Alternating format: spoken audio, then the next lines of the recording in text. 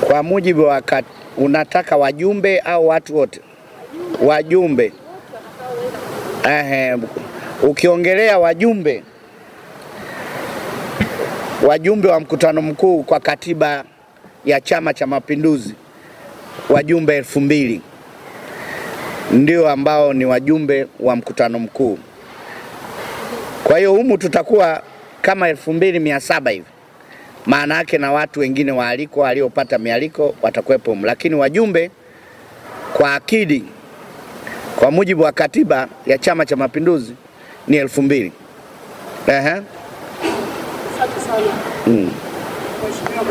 Ndio.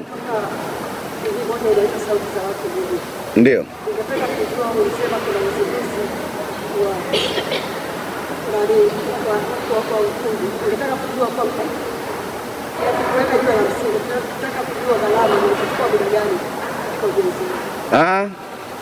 Tunajenga sio ukumbi.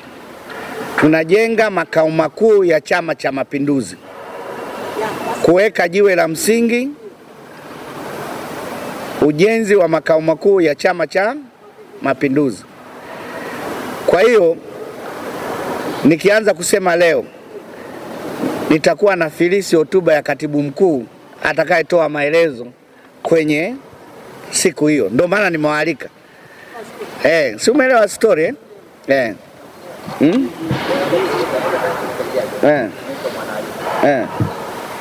Saizi tunaona umaili wenu wa Chama cha Mapinduzi. Inawezekana umaili au sio umaili. Lakini kuna wingi mkubwa na watu wanatoka kwenye tasnia kufikia kwa chama. Mmejiandaaje na hao kwenye mkutano wetu? Najua kwa kupokea watu wengi katika kufanya majukumu ili kuongeza uwezo na kama watakuja. Tayari kwa majibu. La kwanza, shughuli yetu ni ya mkutano mkuu maalum, agenda zinajulikana. Hiyo kazi nyingine tutaifanya kwenye ziara huko. Tumewapokea wengi sana. Kwa hiyo swala ni mkutano mkuu, agenda zinajulikana. Hatuna hiyo agenda.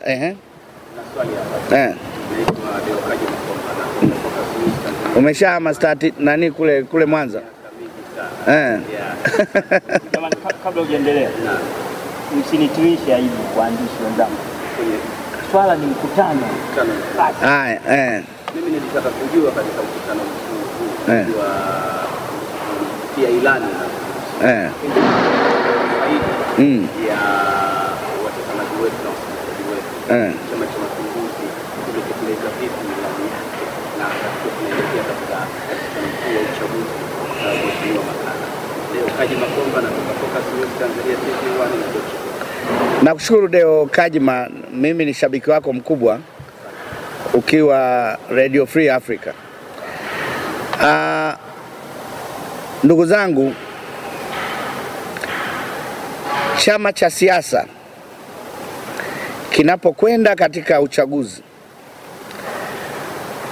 vitu vitendea kazi katika uchaguzi, moja ni ilani, pili aina ya wagombea ulionao unaoenda kuwauza. Kwa hiyo Chama cha Mapinduzi katika ilani, kwanza mpaka tunaitengeneza hii ilani, tunajivunia mafanikio yaliyopatikana katika utekelezaji wa ilani ya uchaguzi 2025. Kwamba Chama cha Mapinduzi kimefanya kazi kubwa sana katika kutekeleza ilani ya uchaguzi. Mimi niseme mambo mengi, hata mengine ambayo hayakuwepo katika ilani yametekelezwa. Na ndio maana tunaendelea kumpongeza Dr. Samia Suluhu Hassan. Anaingia katika rekodi za marais waliotoa fedha nyingi za maendeleo. Mashahidi ni wabunge katika majimbo yao, mashahidi ni madiwani, mashahidi ni wenye viti wa vijiji, wenye viti wa mitaa, wenye viti wa vitongoji. Mashahidi ni wananchi wa Tanzania kwamba kuna kila alama iliyowekwa katika kijiji, katika mtaa. Inawezekana ikawa darasa, inawezekana ikawa umeme, inawezekana ikawa zahanati, inawezekana ikawa huduma yote.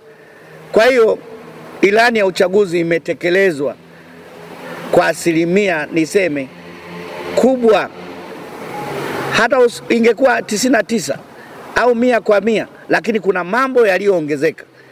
Tumeanza kuandaa ilani hii kwanza kwa kufanya tathmini ya nini tulichokiahidi katika ilani iliyopita na vile vilivyotekelezwa. La pili, tumefanya utafiti kwa kuhusisha maoni ya asasi za kiraia, wananchi na watu mbalimbali kuona vipaumbele, mahitaji ya wananchi. Unajua kuna mahali mulikuwa na mipango ya zahanati, idadi ya watu inaongezeka, panakuwa na mahitaji ya kituo cha afya.